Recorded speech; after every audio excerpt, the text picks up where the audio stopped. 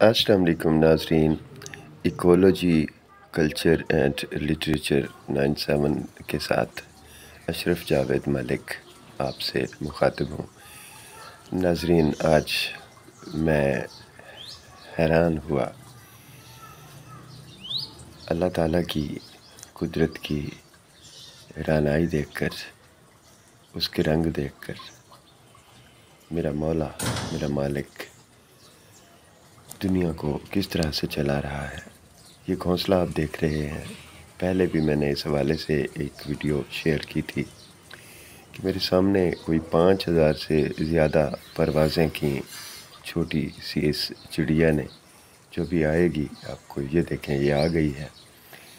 तो इसने इसे मुकम्मल किया और उसके बाद मैं इसका जायज़ा लेता रहा।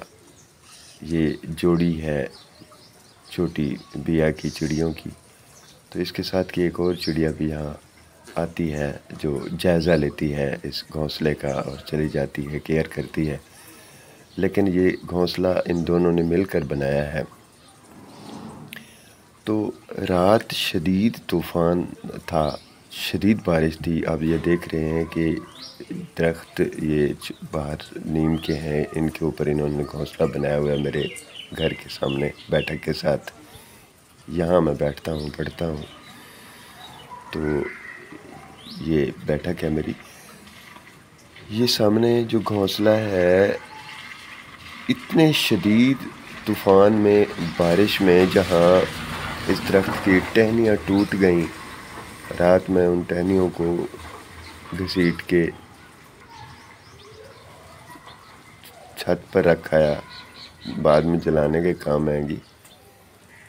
लेकिन मेरे अल्लाह की कुदरत है। मैं हैरान हूँ कि ये घोंसला मुकम्मल तौर पर महफूज है।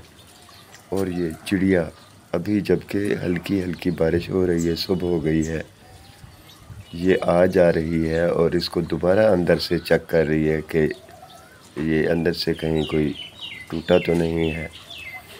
और ये घोंसला मुकम्मल है, ये इसके अंदर रिहाइश पजीर है।